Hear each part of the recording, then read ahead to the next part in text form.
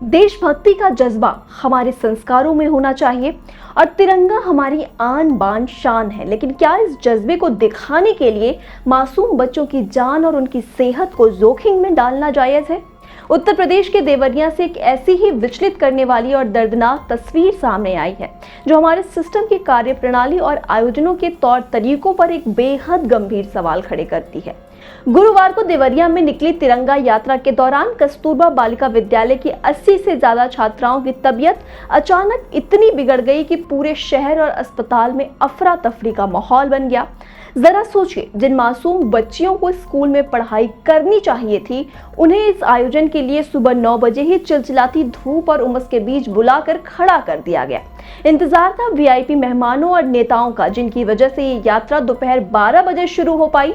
यानी पूरे 3 घंटे तक भूखे प्यासे बिना किसी छांव के ये बच्चियां उस तपती धूप में खड़ी रहीं और उसके बाद 1.5 किलोमीटर का लंबा पैदल सफर। इस भीषण गर्मी और खाली पेट का नतीजा ये हुआ कि जैसे ही ये बच्चियां वापस लौटी, उनके शरीर ने पूरी तरह से जवाब दे दिया। स्कूल पहुंचते ही कई बच्चियां गश खाकर बेहोश हो गईं। दर्जनों छात्राओं को उल्टियां होने लगी। हालात इतने बेकाबू हो गए कि टीचर्स इन बच्चियों को अपनी गोद में उठाकर ई रिक्शा और जो भी साधन मिला उससे देवराहा बाबा मेडिकल कॉलेज के ट्रामा सेंटर की तरफ भागते नजर आए। अस्पताल का नजारा तो और भी ज्यादा विचलित करने वाला था। एक साथ 80 बच्चियों के पहुंचने से अस्पताल में बेड कम पड़ गए। किसी बच्ची को जमीन पर लिटाकर ड्रिप चढ़ाई गई तो कहीं एक ही बेड पर 2-2 बच्चियों को लिटाकर इलाज किया गया। डॉक्टरों का साफ कहना था कि तेज धूप में घंटों तक भूखे प्यासे रहने की वजह से ये बच्चियां सीवियर डिहाइड्रेशन का शिकार हो गई हैं। हालांकि राहत की बात यह है कि 6 से ज्यादा डॉक्टरों की मुस्तैद टीम ने हालात को संभाल लिया और अब बच्चियां खतरे से बाहर हैं। लेकिन यह घटना अपने पीछे एक ऐसा सवाल छोड़ गई है जिस पर हर उस अधिकारी और आयोजक को सोचना चाहिए जो ऐसे कार्यक्रमों की रूपरेखा तैयार करते हैं। राष्ट्र प्रेम और आजादी के पर्व का जश्न मनाना हम सबका कर्तव्य है, लेकिन क्या इन बड़े आयोजनों की भव्यता बढ़ाने के लिए स्कूली बच्चों को महज भीड़ की तरह इस्तेमाल करना सही है? क्या आयोजकों की जिम्मेदारी नहीं बनती थी कि अगर बच्चों को बुलाया गया है तो कम से कम उनके लिए पीने के पानी, ORS और धूप से बचने का इंतजाम किया जाए?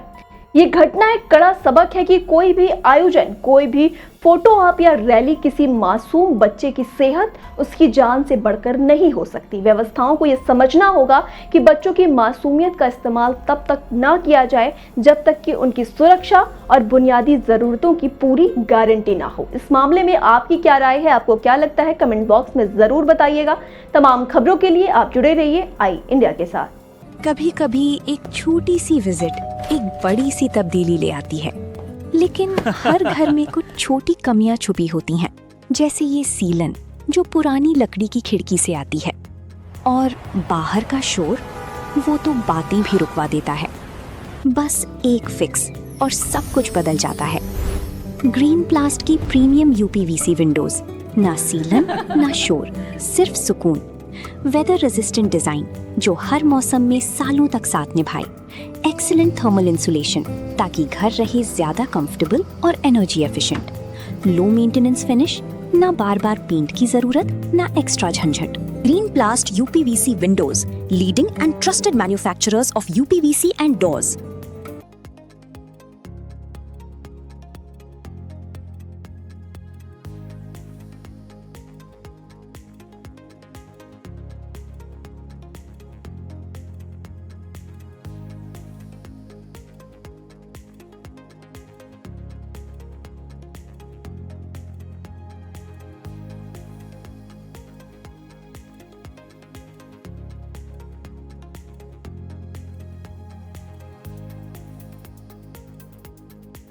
चुनावी समर में आया इंडिया का महासर्वे, विधायकों का रिपोर्ट कार्ड, जनता जनार्दन देगी नंबर।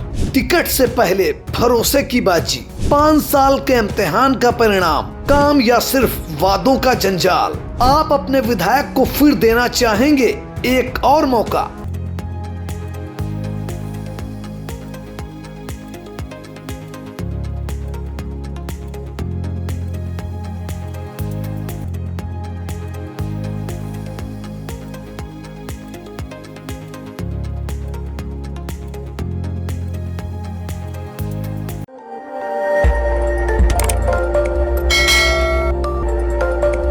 खबर आपकी, नजर हमारी। देखते रहिए आई इंडिया।